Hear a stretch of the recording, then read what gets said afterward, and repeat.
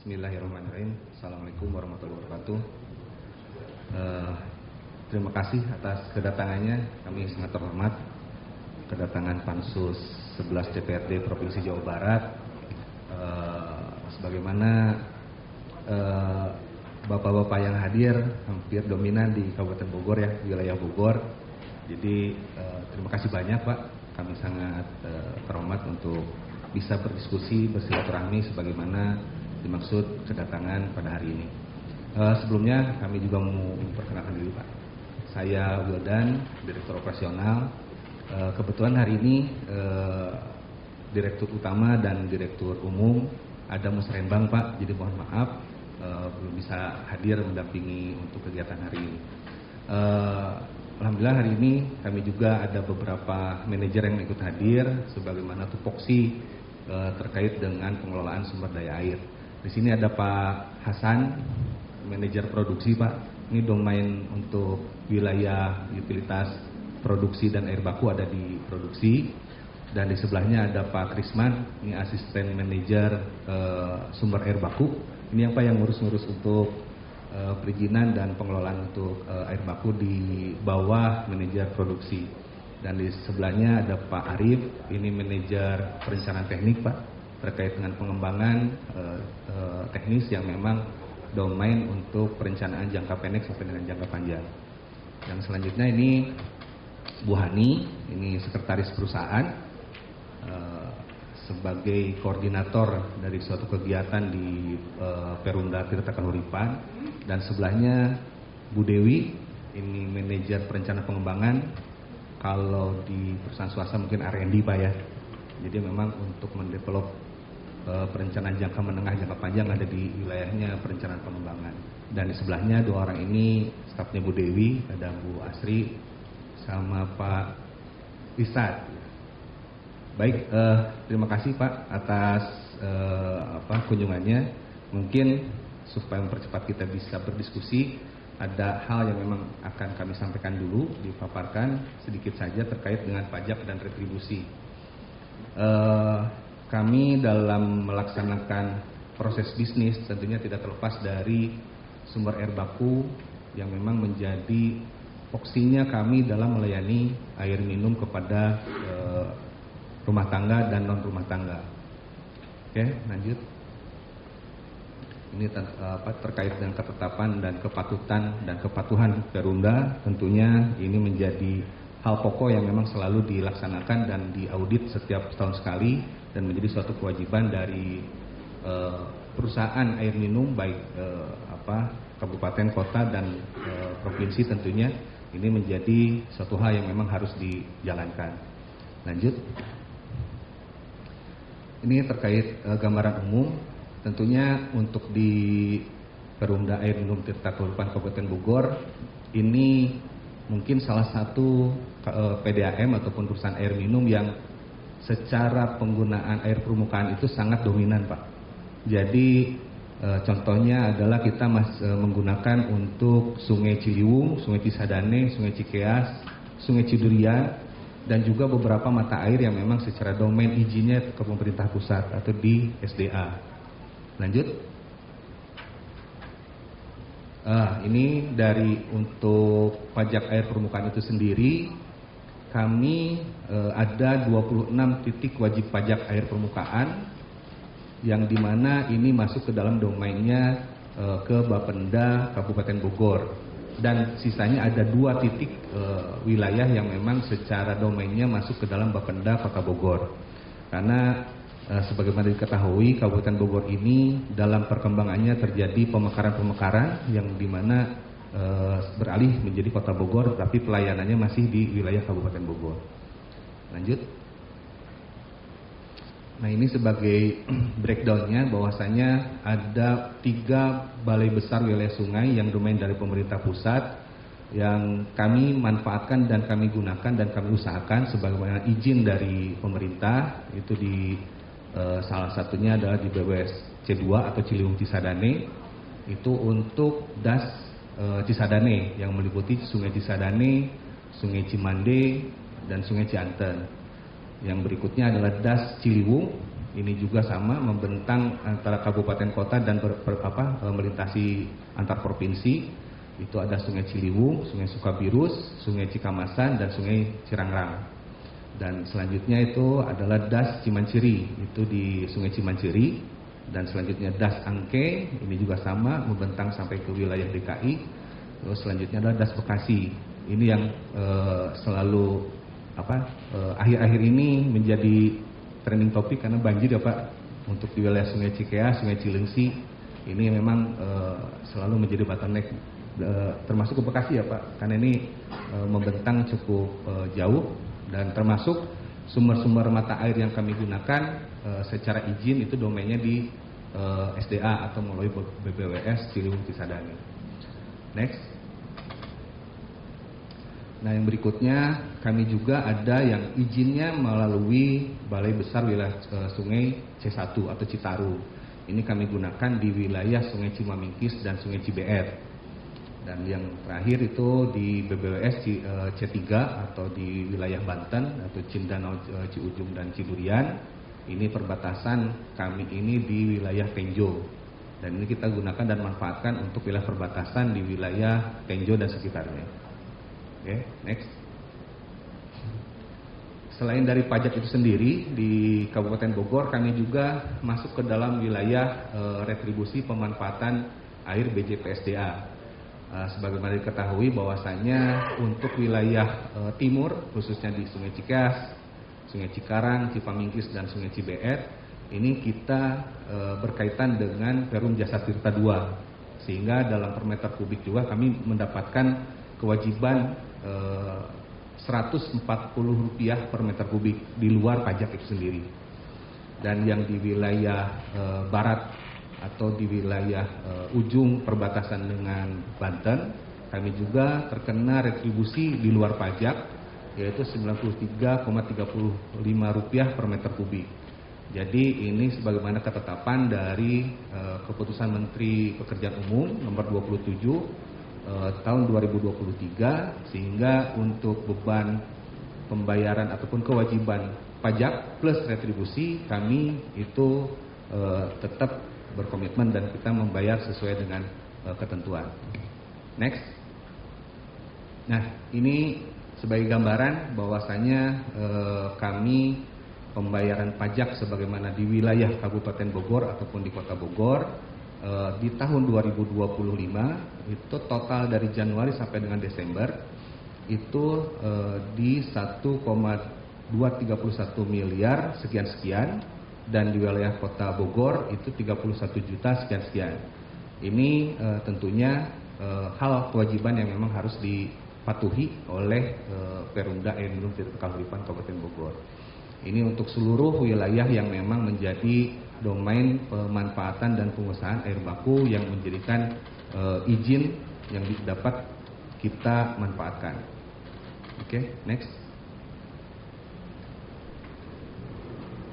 Dah, itu Pak, mungkin Pak sekilas Pak kondisi di Tirta Kahuripan Kabupaten Bogor terkait dengan pemanfaatan dan pengusahaan air baku yang secara impact terhadap kewajiban pajak dan retribusi yang kami patuhi sesuai dengan ketentuan peraturan perundang-undangan. Tentunya secara reguler setiap tahun sekali kami pun diaudit apakah plus minusnya dalam ketetapan dan kepatuhan tersebut dapat kita penuhi. Terima kasih banyak Pak, monggo untuk bisa berdiskusi. Terima kasih. Assalamualaikum warahmatullahi wabarakatuh. Ya, terima kasih atas paparannya. Sebelumnya mohon maaf karena memang dari SDA Jawa Barat yang mewakili Pak Gumilang belum ada ya?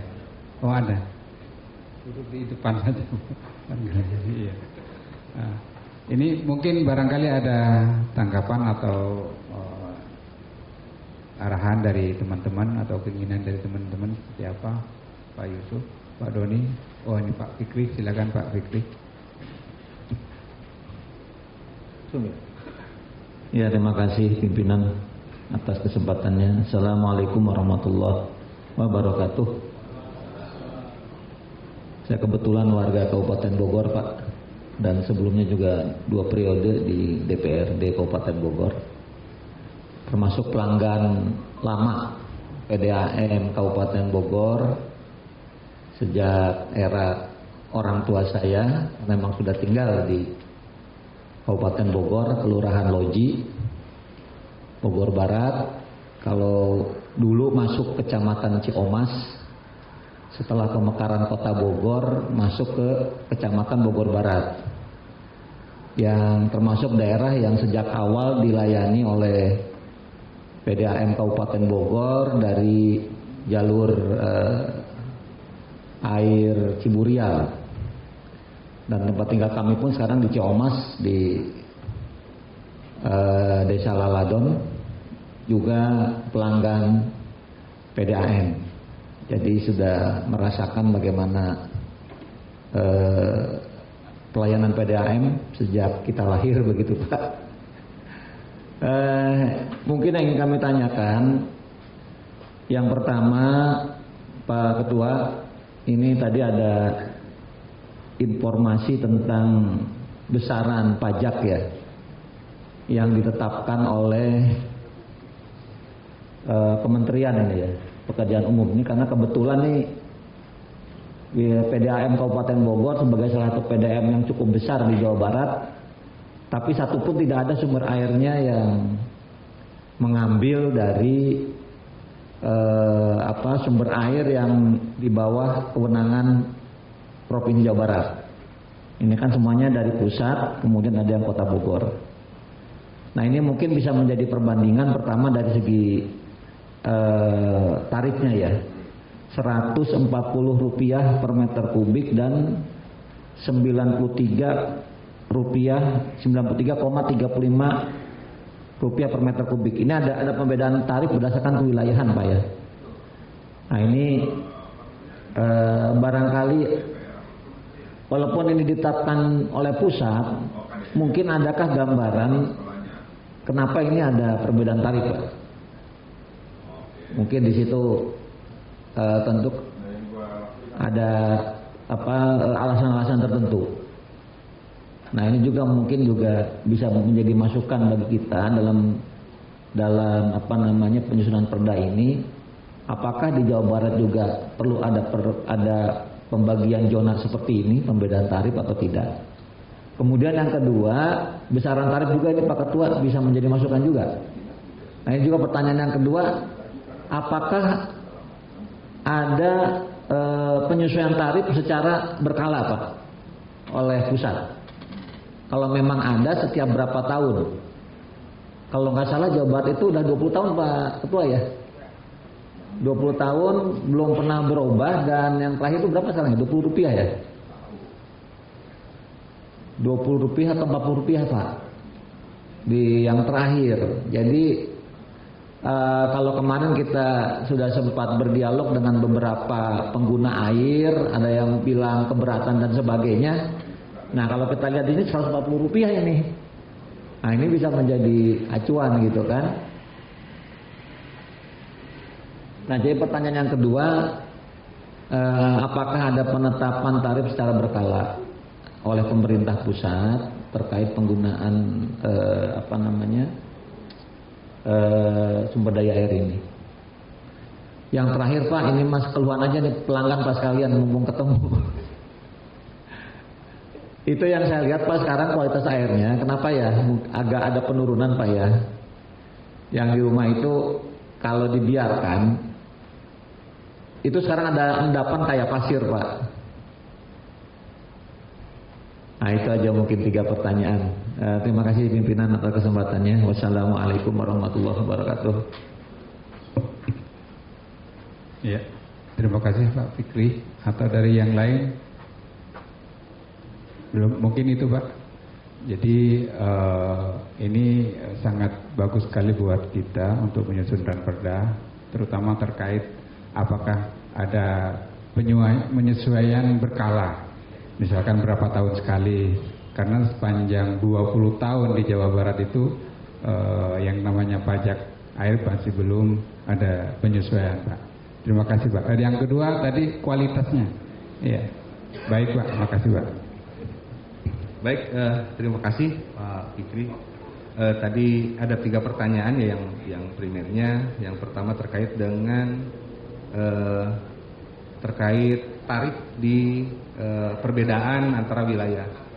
Memang itu diatur di dalam keputusan Menteri ini ada kewilayahan Pak. Jadi kami hanya mengikuti saja. Jadi itu ada kewilayahan yang dimana wilayah 1, ada wilayah 2, wilayah 3, wilayah 4 itu dibagi domainnya. Sepemahaman kami bahwa itu dianalisa berdasarkan keekonomian Pak.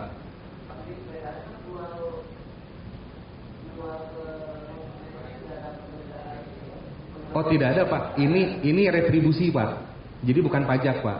Jadi kami ini bayar pajak di luar pajak. Ada retribusi untuk 2 wilayah. Wilayah timur itu masuk ke wilayahnya yang wilayah 1 dan yang wilayah barat itu wilayah ke wilayah 6. Dan ini domainnya PJT Pak. Jadi di luar pajak kami bayar juga retribusi double Pak. Nah ada pajak, betul. Nah sehingga dalam pemanfaatannya kami pajak ini ketetapannya sama kalau pajak, kalau retribusi ada kewilayahan. Nah sebagai diketahui untuk pajak itu sendiri untuk sungai atau air permukaan dari wilayah sungai itu tarifnya itu adalah Rp110 per meter kubik Pak. Sungai itu seluruhnya. Untuk mata air itu Rp660 per meter kubik NPA-nya Pak. 60 ya NPA-nya lebih tinggi Pak. Jadi yang tadi ditampilkan rupiah yang kami bayar pajak di luar ini Pak, kami bayar juga ini Pak. Jadi double Pak. Nah kami tentunya ada subsidi silang supaya tarif yang kepada masyarakat itu sama Pak. Kalau dibebankan sesuai kewilayahan tentunya bakal berbeda. Makanya kenapa tarif yang berlaku di masyarakat tetap sama.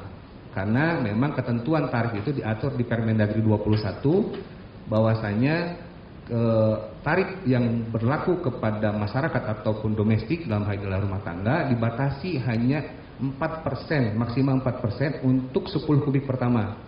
Karena sebagaimana amanah Undang-Undang Dasar Pak sebagai konstitusi bahwasanya untuk blok pertama atau 10 meter kubik itu adalah kewajiban dari pemerintah. Nah itu Pak, makanya kenapa tarifnya kalau blok pertama tentunya rendah Pak. Nah kami ini adalah bagaimana untuk memperlakukan kepada masyarakat itu sama Pak. Walaupun bebannya ada yang lebih besar dibandingkan dengan wilayah lain. Baik yang berikutnya terkait dengan penyesuaian tarif secara berkala, tentunya ini juga ada Pak. Terakhir ini kita membahas untuk tarif pajak air baku tahun berapa ya kemarin tuh? 23 ya? 2022, 2023 Pak. Biasanya ketika ada penyesuaian tarif itu ada konsultasi publik Pak. Kami diundang beberapa PDM termasuk asosiasi dalam hal ini Perpamsi Pak. Itu kami diundang Pak. Jadi ada perubahan-perubahan ataupun penyesuaian tarif dasar air baku. Kita ada konsultasi publik. Terakhir cukup lama ya, cukup lama Pak. Jadi sepemahaman kami bahwasanya dalam analisa perubahan tarif ini itu berdasarkan kondisi-kondisi perubahan yang memang menjadi domainnya di kementerian itu sendiri Pak. Nah ini bisa dianalisa Pak sebetulnya dalam kondisi-kondisi tersebut karena pajak ini tentunya ada korelasinya dengan pelindungan dan keberlangsungan dari sumber dari air baku itu sendiri. Jadi sebetulnya itu domainnya ada di pemerintah pusat. Nah kalau kami biasanya di konsultasi publik ataupun dalam diskusi-diskusi dalam penyesuaian kami diundang Pak. Nah termasuk juga sama Pak retribusi ini 2024 ya kalau ini ya. Ini juga sama Pak ketika ada perubahan-perubahan ataupun penyesuaian kami ada konsultasi publik Pak. Karena tentunya harus melihat kemampuan dan kemampuan dari pemanfaat air baku itu sendiri. PDM karena ada PDM yang kecil, ada yang besar. Mampu nggak ketika ada perubahan tarif per meter kubik ini berdampak terhadap tarif yang berlaku kepada masyarakat. Itu karena memang diperketat di dalam peraturan Permendagri 21 terkait dengan tarif yang berlaku kepada masyarakat. Terus yang berikutnya ini di wilayah Laladon berarti Pak ya? Ya ini juga dari sumber materi Ciburial Pak, memang itu top banget Pak. Dan itu 1922 Pak, jadi dari zaman Belanda. Terima kasih Pak informasinya. Nanti mungkin dari tim kami akan mengecek Pak, apakah ada kondisi-kondisi di jaringan ataukah memang di air bakunya, kita cek Pak. Terima kasih Pak informasinya. Kami akan tindak lanjuti segera. Nanti dipersiapkan ya Pak Hasan. Ini kebetulan Pak Hasan yang memang bolak-balik Ciburial Pak. Maaf Pak, terima kasih.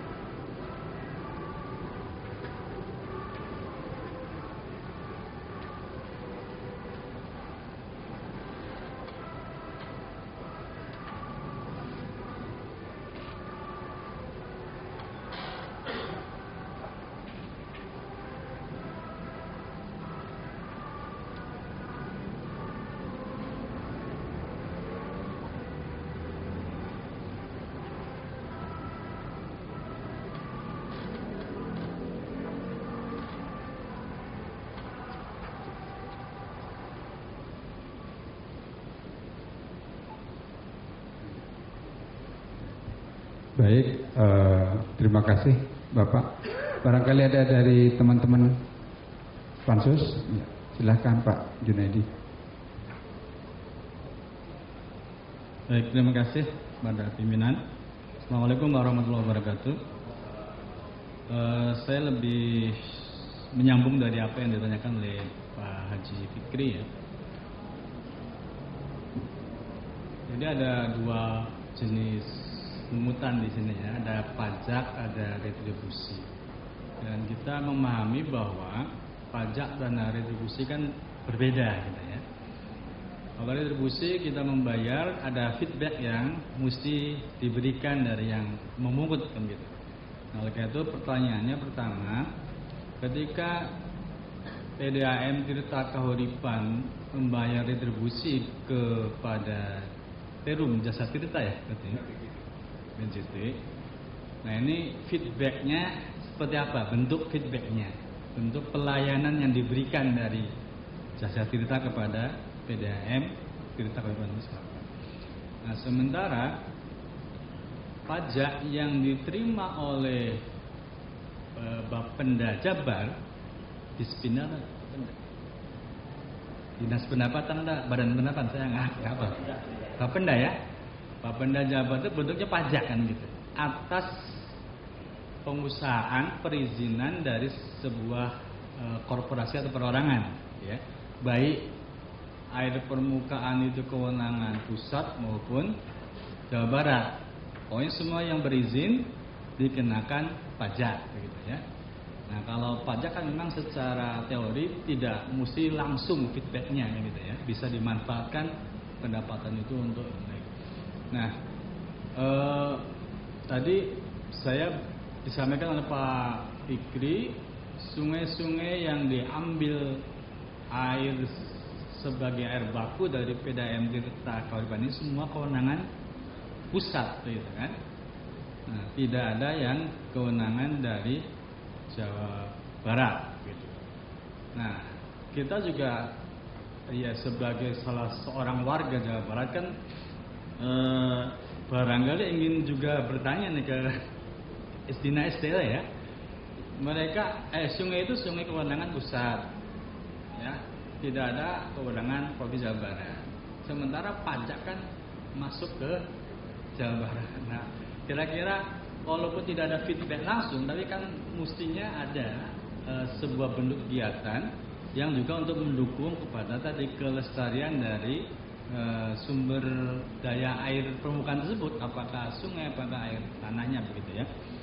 Jadi kami ini mendapatkan penjelasan itu untuk memastikan bahwa ada keadilan, ada sisi saling kebermanfaatan dan keadilan di situ ya. Pajak yang kita terima juga walaupun tidak harus langsung feedbacknya, tidak seperti retribusi, paling tidak harus ada ke arah sana kan gitu ya.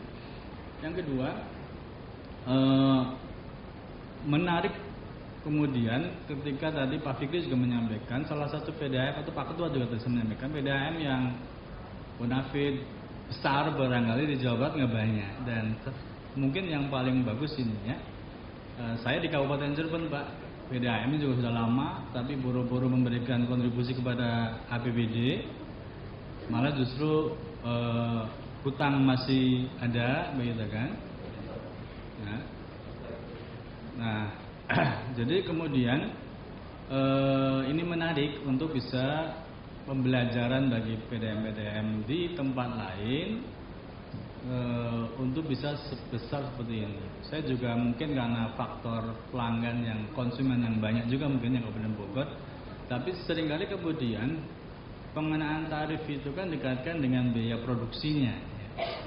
Ketika biaya produksinya mungkin tidak terlalu besar, artinya kualitas biaya produksi seringkali dikaitkan dengan kualitas dari air bakunya ya. Ketika kualitas air bakunya sudah cukup bagus, mungkin biaya produksi juga tidak terlalu besar kan, begitu teori secara sederhananya ya. Nah,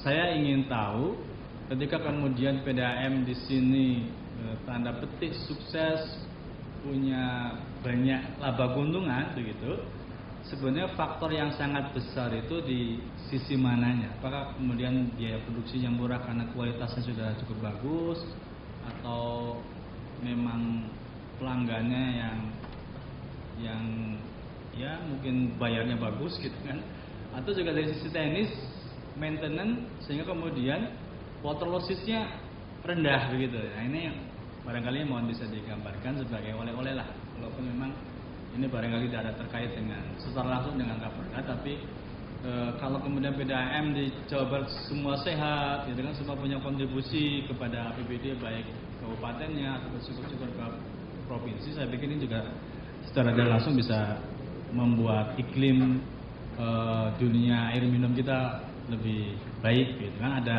Ada sebuah sindiran yang sering sampai hari ini kita dengar kan, namanya PDAM, tapi buru-buru untuk air minum langsung kan, untuk air bersih aja masih mengeluh. Pak Haji Fikri barusan padahal judulnya perusahaan air minum kan? Yang konotasinya kan air itu kualitasnya setara dengan air minum gitu Pak ya. Saya dulu ada apa ya, waktu pembelajaran di kuliah itu dosen saya Prof. Almarhum Prof. Penny itu dia pakar air minum dan pernah jadi ketua Perpakamsi Indonesia ya.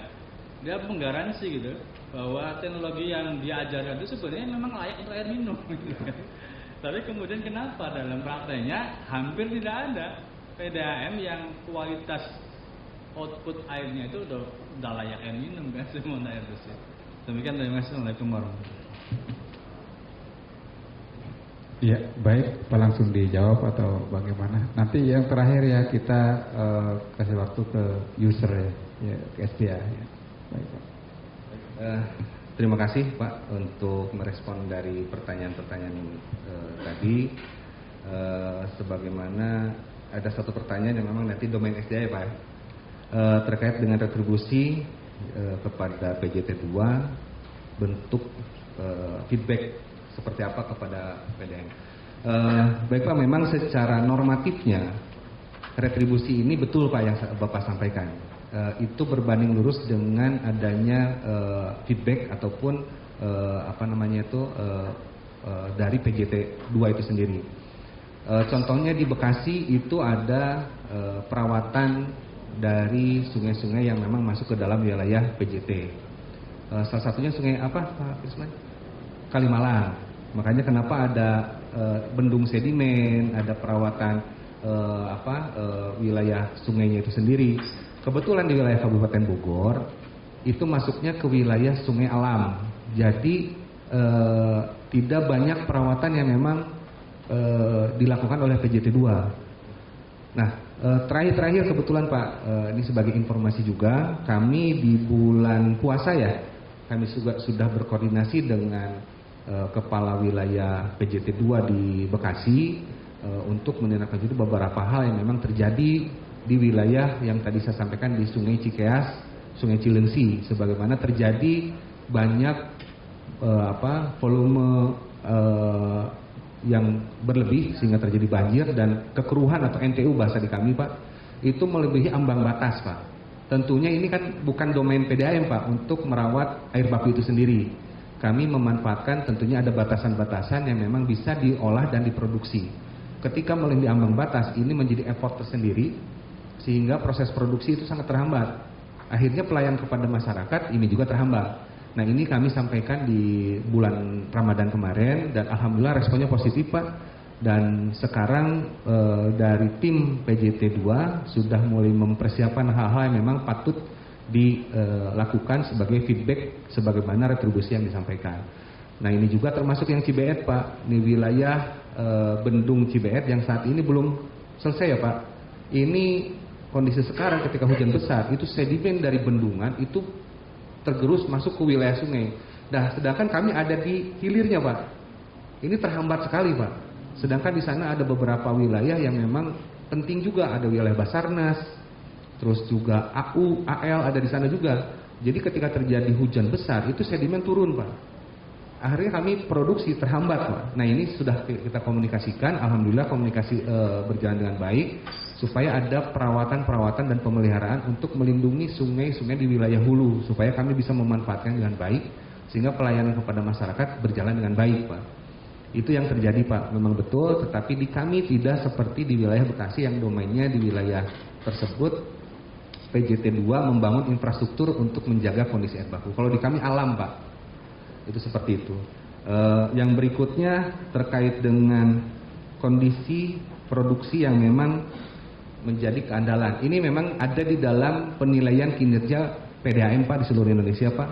Itu namanya full cost recovery atau FCR yang tadi bagaimana untuk mengefisiensikan biaya-biaya, mengoptimalkan pendapatan sehingga PDAM ini sehat. Makin besar gap full cost recovery, makin sehat pula PDAM dalam membiayai operasionalnya dalam secara berkala. Kebetulan di kami di tahun 2024 ke 2025, kalau 2025 auditnya belum selesai Pak, kami HPP kami itu 8.200 sampai 8.600 per meter kubik. Seluruh komponen Pak yang tadi Bapak sampaikan, biaya energi, biaya SDM, biaya pemeliharaan, perawatan, perbaikan dan lain-lain, itu total keseluruhan termasuk pajak dan retribusi ini itu 8.200 sampai 8.600 per meter kubik. Sedangkan tarif blok pertama kepada masyarakat itu 8.000 Pak. Jadi subsidi Pak, subsidi silang dengan blok-blok di atasnya. Nah, tentunya yang kita lakukan adalah banyak hal Pak, termasuk di atasnya Pak, progresif. Kalau air kan hakikatnya harus progresif Pak. Itulah adanya kemanfaatan subsidi silang. Itu dan termasuk subsidi silang dengan pelanggan yang non domestik Pak, seperti industri, terus juga niaga. Ini untuk apa? Supaya kebutuhan rumah tangga tetap bisa di bawah 4% dari UMK yang berlaku. Jadi amanah undang-undangnya kita patuhi Pak. Nah, untuk tarif rata-rata kami Pak itu 10.600 Pak. Jadi gap inilah yang menjadi FCR Pak. Nah, ini yang membuat perusahaan itu sehat. Dan saya yakin Pak di Jawa Barat PDM yang sehat itu lebih banyak dibandingkan PDM yang tidak sehat. Hanya gap presentasinya dari tarif rata-rata dengan tarif HPP itu besarannya tentunya berbeda-beda tergantung dari kondisi-kondisi di PDM itu sendiri. Kebetulan di Tirta Kahuripan ini cukup kompleks Pak sebetulnya secara operasional. Karena kami ada sistem distribusi yang memang gravitasi yang efisien dalam sistem mekanikal elektrikalnya, ada juga perpompaan. Ada juga wilayah menggunakan sungai, ada mata air, ada yang memang ketinggiannya sangat tinggi, dan juga sangat rendah Pak. Jadi sangat kompleks di Kabupaten Bogor. Jadi secara operasional ini cukup kompleks untuk wilayah Kabupaten Bogor. Dan bentangannya Pak, sebagai Bapak-Bapak ketahui, antara wilayah Tanjung Sari, Cariu dengan Tenjo itu kan perjalanan seperti Cibinong ke Bandung Pak. Gitu. Jadi secara operasional yang dilakukan oleh 9 cabang pelayanan oleh Tirta Kahuripan, secara operasional masing-masing cabang ini cost variabelnya berbeda-beda karena wilayahnya berbeda-beda Pak. Ini cukup kompleks. Kami ini di Kabupaten Bogor untuk melayani 40 kecamatan ada 9 cabang pelayanan yang tersebar. Dan saat ini kami baru 28 menuju 29 kecamatan yang bisa kita layani. Kalau secara administrasi 12,6% Pak, 0,6%. Secara teknis itu 33%. 12, betul Pak. Nah, betul Pak. Ya, setuju Pak. Jadi Kabupaten Bogor ini dikarenakan wilayahnya tersebar, jadi sistem yang digunakan adalah desentralisasi sistem. Kalau wilayah kota karena terkonsentrasi menggunakan sistem sentralisasi sistem. Karena kalau menggunakan sentralisasi sistem, cost-nya akan lebih tinggi Pak. Karena misalnya kita bangun di Cibinong besar, direct sampai ke Jonggol, itu tarifnya akan masuk Pak. Makanya kenapa mendekat ke wilayah masing-masing untuk pelayanan kepada masyarakat. Makanya menggunakan sistem desentralisasi. Kalau wilayah kota karena tersentralisasi menggunakan sistem satu besar, direct ke wilayah-wilayah karena jaraknya lebih dekat. Betul Pak, betul, seperti itu. Jadi itu Pak, jadi kondisi di kami yang memang kami lakukan adalah masih berjalan dari tahun 2024 dan 2026 sekarang. Yang pertama yang kita lakukan adalah efisiensi energi Pak. Menggunakan rekayasa-rekayasa mekanika elektrikal untuk bisa menekan biaya-biaya yang keluar. Dan kami berhasil di tahun 2025 kita menurunkan kurang lebih 2,5 miliar ya di rekayasa Pak. Jadi supaya memang efektif tapi outputnya tetap sama. Tingkat kebocoran kami terakhir itu 26,9 untuk menuju target kami di 2027-25 Pak. Itu sesuai dengan target kinerja BPKP Pak. Kami punya tujuan 2027-2028 sudah di bawah 25%. Iya Pak. Itu Pak, jadi memang kami beberapa visi kami.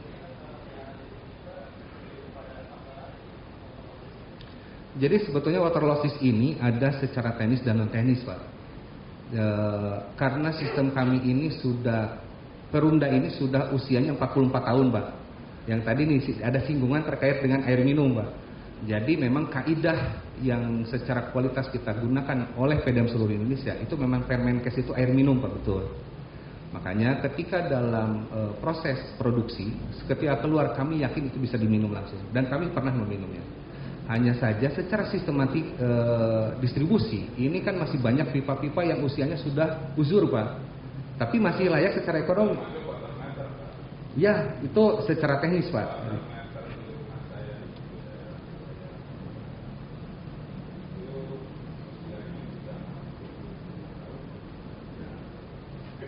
Itu terlalu lama Pak.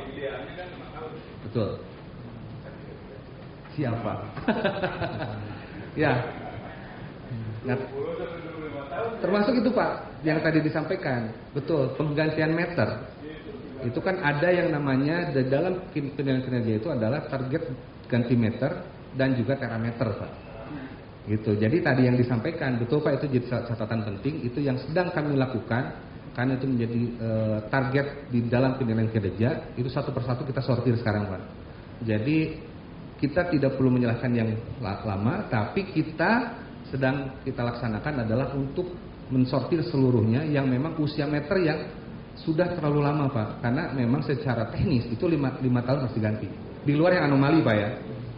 Ini memang harus kita ganti. Sekarang kita sudah mulai istilahnya mengakselerasi setiap cabang pelayanan untuk mengganti meter yang memang usianya sudah harus ganti. Itu. Karena itu jadi penilaian Pak. Itu ada presentasinya, betul Pak tadi disampaikan. Dan itu domain terhadap kecenderungan water loss itu cukup tinggi juga Pak.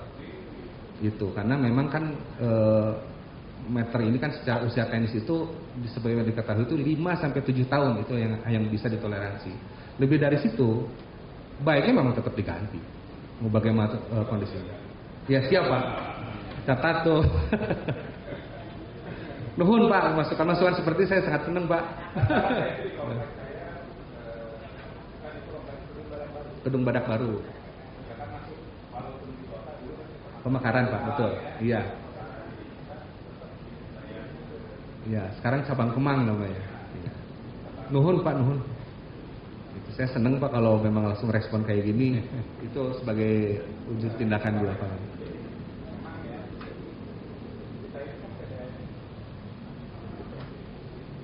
Betul.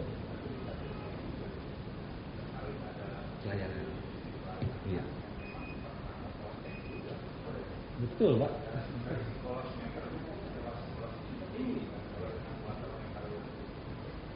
Iya betul. Di atas usia teknis, Pak. Betul. Bisa pelanggannya. Betul, Pak. Itu betul banget, Pak. Baik, Pak. Terima kasih, Pak.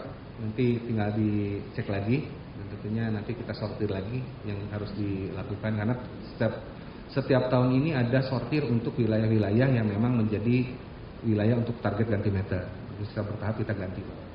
Dan kebetulan itu harus 100% supaya bobotnya besar di penilaian, Pak.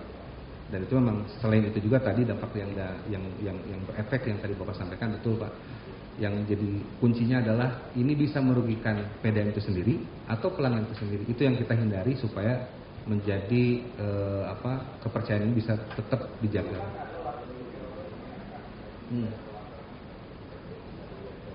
Iya. Ada. Sekarang sudah tidak boleh, Pak. Tidak boleh, Pak. Ya di sini udah nggak boleh, Pak. Memang disebutnya rekondisi meter itu tidak boleh, Pak. Jadi meter yang memang sudah diganti, meter itu tidak boleh ada rekondisi. Memang karena dari segi aturan itu sekarang sudah tidak boleh, Pak. Tidak boleh. Karena siapa yang mempercayai meter rekondisi ini sesuai dengan apa yang seharusnya, Pak. Udah nggak ada, Pak. Kita bengkel meter sudah tidak ada, Pak. Gitu nggak? Karena memang tidak boleh, Pak. Secara umumnya makanya kenapa terameter tetap harus ada setiap setahun sekali. Baik, mungkin berikutnya dari SDA ya, Pak. Terima kasih. Bismillahirrahmanirrahim. Assalamualaikum warahmatullahi wabarakatuh. Waalaikumsalam. Perkenalkan saya Iqbal Maulana, Pak, wakil dari Dinas SDA. Terima Pak Suyo dan juga direktur dan para anggota pansus dan tim direksi PDAM. Kaitan dengan tadi kenapa masuk ke pusat semua, itu tidak semua Pak masuk ke pusat. Kebetulan ini untuk penggunaannya di sungai-sungai yang kewenangan pusat, Pak. Jadi di provinsi juga ada kewenangan PPD. Untuk kaitan dengan BPJ SDA tadi ada faktor-faktor yang digunakan untuk analisa BPJ SDA ini. Tadi disampaikan oleh Pak Direktur, ada nilai ekonomi, ada penggunaan, Pak, untuk industri atau irigasi, ada ketersediaan, terus ada kondisi baik buruknya dan juga dan lain-lain. Perbedaan dengan pajak itu dari itunya aja, Pak, mungkin penggunaan pemanfaatan, Pak, BPSDA itu untuk berlanjutan layanan, sedangkan pajak itu kan untuk pemakmuran rakyat. Untuk di UPTD kita itu ada beberapa situ meskipun kewenangan pusat, Pak, ada beberapa situ yang juga dikelola oleh provinsi, Pak, dan juga irigasi yang arealnya di bawah 3.000 hektar. Mungkin itu, Pak. Kalau untuk kaitan dengan Raperda yang kita susun ini untuk PDAM sebagai pengganti dari Raperda 10 tahun 2001 yang sudah lebih dari 20 tahun kita ya, sedangkan untuk pengelolaan kita di lapangan kan banyak perubahan yang signifikan dalam pelaksanaan. Jadi mungkin diperlukan perbaikan. Tidak semua pasal ada perubahan, ada pasal untuk masa berlaku. Mungkin akan nanti ada masukan dari PDAM juga dan juga persyaratan-persyaratannya. Mungkin itu. Terima kasih. Assalamualaikum warahmatullahi wabarakatuh.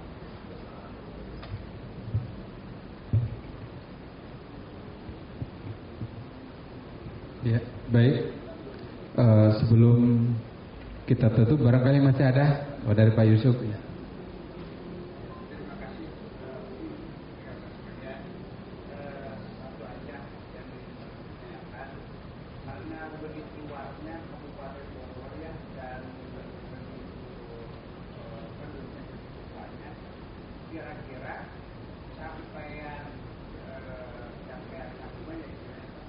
layanan kepada masyarakat itu berapa persen dengan banyaknya berapa juta penduduk Kabupaten Bogor itu berapa persen untuk pelayanan kepada masyarakat. Nah, itu juga yang nantinya sangat berpengaruh terhadap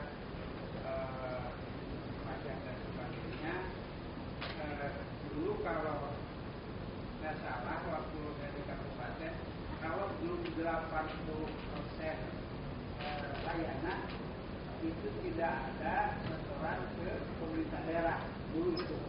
Berarti 10-15 tahun bukan, sekarang berapa? Karena saya dapat info bahwa PDAM ini sudah setor ke PAD itu 57 miliar. Ya, 57 miliar.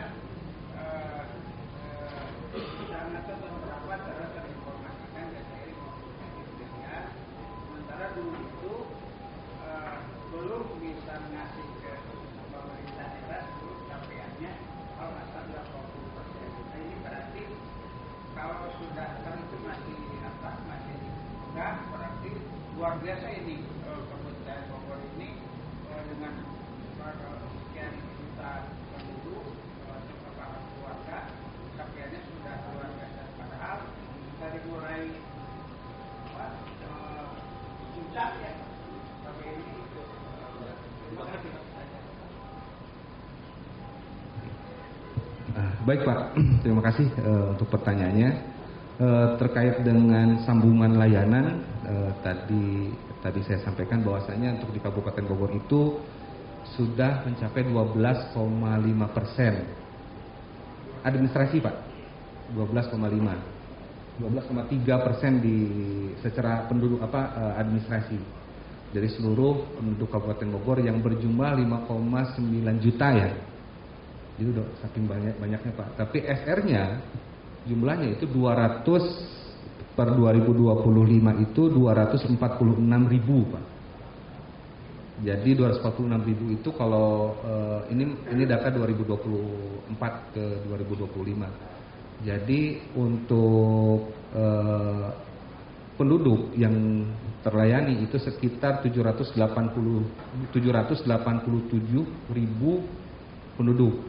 Jadi masih jauh Pak, jauh. Tapi kalau secara SR kami masih jauh lebih tinggi dibandingkan dengan kota Pak.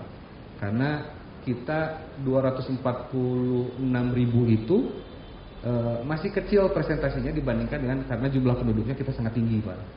Oleh karena itu di pelayanan itu sendiri dari 40 kecamatan baru 29 kecamatan kita. Dan di dalam satu kecamatan belum seluruh desa kita bisa terlayani dikarenakan bentangan wilayah demografinya yang memang kita cukup bervariatif dan memang konturnya berbeda-beda. Itu memang menjadi tantangan tersendiri dan termasuk juga jadi opportunity buat PDAM bagaimana mengembangkan perusahaan itu sendiri. Dan tentunya ini berbanding lurus dengan cost yang harus dikeluarkan oleh PDAM Pak, dikarenakan demografi yang cukup luas, juga bentangannya cukup luas, ini menjadi tantangan tersendiri. Seperti contohnya wilayah Tanjung Sari ya Pak. Tanjung Sari ini penduduknya sedikit Pak. Jadi kalau kita investasi, layanan pelanggannya effortnya cukup tinggi. Karena satu rumah di sini ke satu rumah yang berikutnya itu cukup jauh. Sehingga butuh investasinya lebih besar lagi. Nah ini juga menjadi pertimbangan-pertimbangan.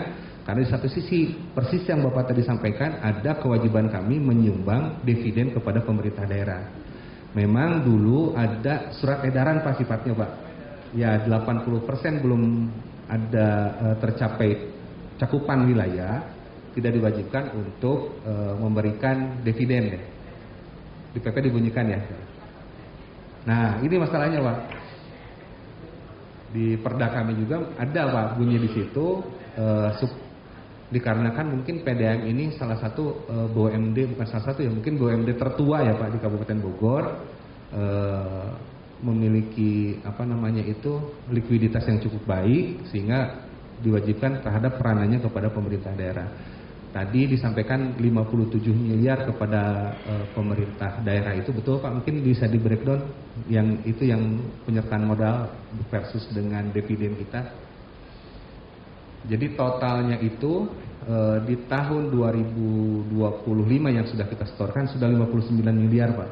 59 miliar 200. Jadi total yang sudah kita bagikan kepada pemerintah daerah sudah 565 miliar sekian dan penyertaan modal kepada Kabupaten PDAM Kabupaten Bogor itu 444 miliar sekian. Jadi dividen kami sudah jauh lebih tinggi dibandingkan dengan penyertaan modal itu sendiri.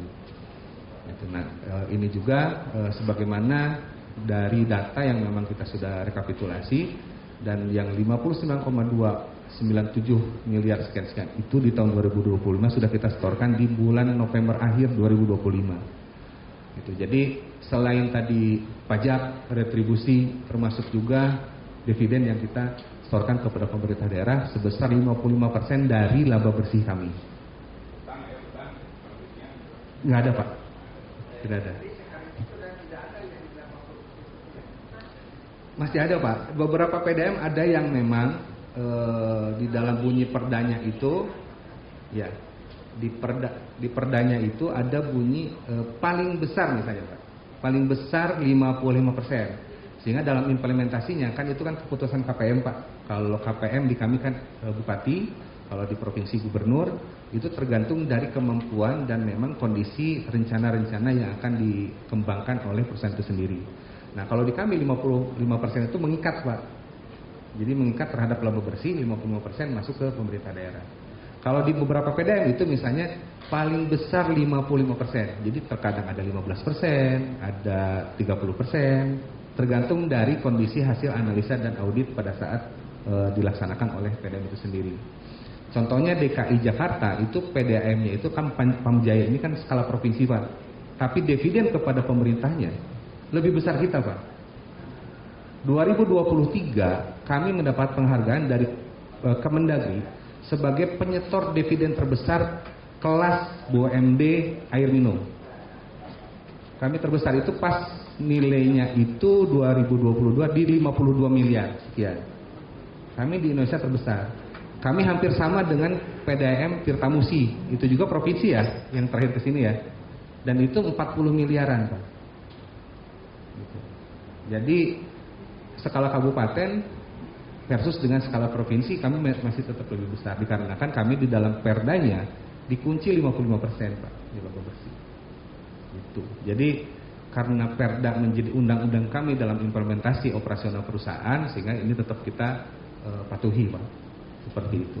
Nah ini juga tentunya tadi berbanding lurus dengan bagaimana kita mengejar cakupan wilayah ini. Tentunya kan kosnya tinggi Pak. Nah, sedangkan di tahun 2023 sampai sekarang kami sudah tidak ada penyertaan modal. Otomatis kami yang harus memikirkan bagaimana mencari alternatif pembiayaan. Gitu. Salah satunya kami sekarang lagi ada komunikasi dengan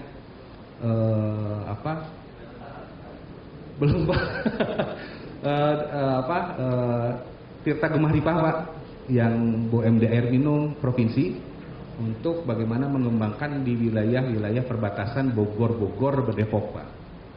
Gitu. Nah, sedang ada konsolidasi, kebetulan saya baru diwara juga Pak untuk penyiapannya. Jadi nanti Tirta Gemah Ripah yang menyiapkan sistemnya, kami akan memanfaatkannya. Kami hanya beli curahnya. Sama-sama pemerintah nih Pak. Gitu. Nah ini juga salah satu alternatif bagaimana kita bisa mengembangkan di wilayah-wilayah yang memang representatif untuk bisa dilaksanakan dan tentunya sesuai dengan kebutuhan masyarakat. Karena dalam implementasinya PDAM ini harus ada real demand survey Pak. Yang berminat tentunya kita harus persiapan. Yang tidak berminat susah Pak dipaksakan Pak. Karena kita masih berlawanan dengan sumur pantek Pak yang digunakan oleh masyarakat. Ada wilayah-wilayah yang memang masih bagus Pak. Kita agak sulit di situ. Nah kita juga tidak bisa memaksakan karena itu kan kaidahnya kebutuhan air minum tetap harus dilindungi. Gitu. Makanya tetap di wilayah yang tadi 40 kecamatan kita baru 29, ada beberapa wilayah yang memang tidak berminat. Tapi mungkin kedepannya bakal berminat. Tentunya kami harus bergandengan dengan dinas kesehatan, terus juga dinas-dinas lainnya untuk sosialisasi dan edukasi terkait dengan air minum ini seperti apa. Karena tentunya akan berkaitan dengan yang tadi untuk keberlangsungan dan kelangsungan dari air tanah Pak ya, yang saat ini menjadi riskan. yang saat ini menjadi perhatian banyak pihak, tentunya itu yang menjadi domain dari edukasi. Tapi kalau PDM yang mensosialisasikan Pak, akan PDM mau jualan gitu. Tentunya dengan dinas-dinas yang memang terkait yang bisa mengedukasi. Jadi tidak bisa sendirian Pak, seperti itu. Itu Pak, terima kasih banyak Pak. Ya, baik. Apa masih ada dari teman-teman? Saya kira cukup ya. Bagi kami warga sebagai wakil rakyat, dividen memang penting, tapi mungkin yang kami harapkan yang jauh lebih penting adalah kualitas pelayanan kepada masyarakat. Saya kira itu yang bisa kita sampaikan. Terima kasih waktunya Bapak. Mudah-mudahan kita ke depan bisa bersinergi bagaimana mendapatkan memberikan pelayanan yang jauh lebih baik kepada masyarakat. Sebagai akhir kata, terima kasih. Assalamualaikum warahmatullahi wabarakatuh. Mohon pada bapak-bapak atas silaturahminya dan masukan dan pertanyaannya.